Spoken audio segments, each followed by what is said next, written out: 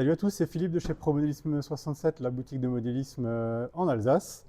Aujourd'hui, je vous ai fait un petit unboxing de la toute dernière Traxxas Fiesta RS en version rallye donc.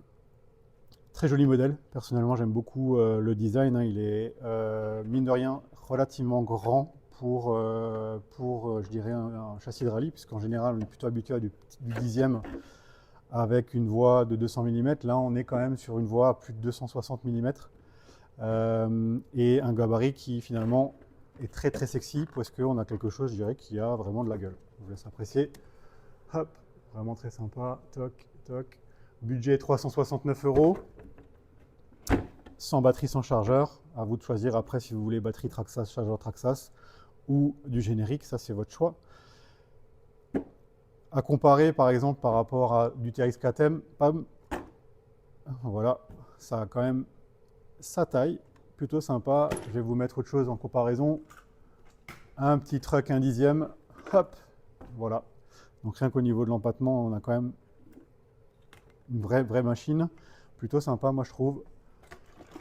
Sachant qu'en plus sur ce modèle là, ce qu'ils ont fait de sympa, c'est que la carrosserie, elle n'est pas fixée avec des clips à carrosserie, mais désormais avec les fameux loquets de verrouillage qui sont sur le centre du châssis, donc sur les côtés, centrés au niveau du châssis. Et on a du coup ici des guides à l'avant et à l'arrière qui rentrent dans les supports de carrosserie au niveau de la tourelle arrière et au niveau du pare-choc avant. Donc ça c'est plutôt fun. Regardez voir, toc, je vous montre ça de près. Et du coup les verrous qui sont fixés donc sur les côtés latéraux de la carreau. Carreau qui a un design quand même franchement très fun, le beau béquet à l'arrière, toc, je te laisse regarder, hop, plutôt sympa.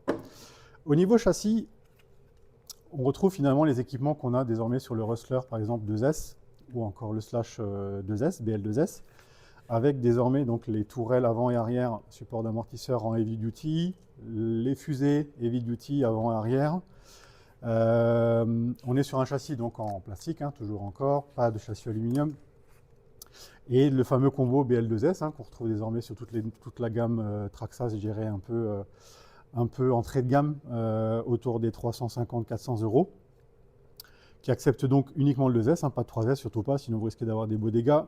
Et ici on a un servo donc en 20-56, je pense de tête, je ne vais pas me tromper, autour des 9 kg pour la direction. Donc ça c'est plutôt courant, mais qui est un truc, je dirais, quelque chose qui fonctionne bien. Pour le poids du véhicule. Okay. Qu'est-ce que je voulais dire encore? Transmission intégrale, bien entendu, un 4 roues motrices. On a un cardan central en plastique renforcé. Il n'est pas en aluminium sur cette version. Par contre, c'est certainement tout à fait possible de pouvoir le changer rapidement en alu. On n'a pas de libar, hein, ça c'est sûr, on n'en a pas besoin. Au niveau des pneumatiques, on a des vrais pneus de rallye assez fermes finalement, avec un dessin qui est plutôt fun, je trouve, avec un dessin qui est assez atypique. J'avais pas forcément encore vu ça. On a une asymétrie entre l'intérieur et l'extérieur du pneu, ce qui apporte certainement un confort de pilotage plutôt sympa. Et voilà, donc en termes de vitesse, c'est annoncé à environ 50 à l'heure. En termes de vitesse max, à mon sens, plutôt pas mal de reprises, hein, puisque finalement on est sur une version rallye. Et comme je disais juste avant, au niveau du choix de la batterie, donc ça sera potentiellement soit du 2S Traxxas ou éventuellement un Jens Bashing ou une 2S standard chez d'autres fournisseurs. Mais par contre, bien entendu, il faudra prévoir l'adaptateur pour faire fonctionner tout ça. Voilà.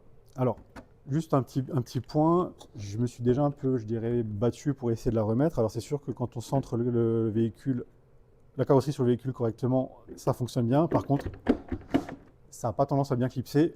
Il faut vraiment lui mettre un bon coup. Et là, du coup, on est... Et là encore, j'ai pas l'impression que j'y suis, si c'est bon.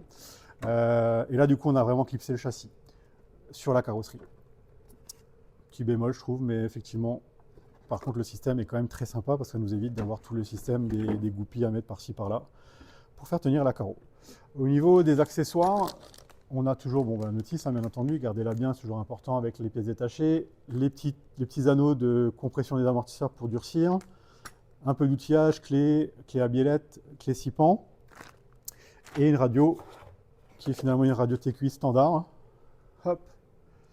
Par contre, on n'a pas la possibilité d'installer le Lynk sur ce véhicule. Donc, aussi bien la radio que le Vario ne sont pas en mesure d'avoir de la télémétrie embarquée. Ok. Voilà pour ce modèle. J'en ai certainement terminé. Je pense que j'ai tout dit. Je vais faire un petit check, mais je pense que c'est bon. Ah, j'ai peut-être pas parlé de la puissance du moteur. Donc là, c'est un 3300 kV qui est embarqué. Comme dit, à peu près 50 km/h de Vmax. Ça fera le job. Moi, perso, ce qui me plaît par contre beaucoup sur ce modèle-là, c'est l'échelle, qui est quand même pas dégueulasse, en mon sens, hein. Pardon, je suis vulgaire, qui est vraiment, vraiment sympa. Parce qu'on a effectivement sur un gabarit un peu plus gros que ce qu'on trouve régulièrement sur le 10e courant, je dirais, sur le marché. Ok. Voilà, bah écoutez, sur ce, je vais vous souhaiter une très belle après-midi, une belle soirée à tous, et à très vite sur notre chaîne Promodis 67. Et à bientôt. Salut, salut!